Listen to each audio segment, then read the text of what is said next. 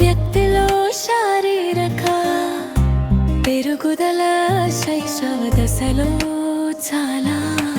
ఎక్కువగా, బాల్య దశలో కొంచెం నెమ్మదిగా, తిరిగి యవ్వన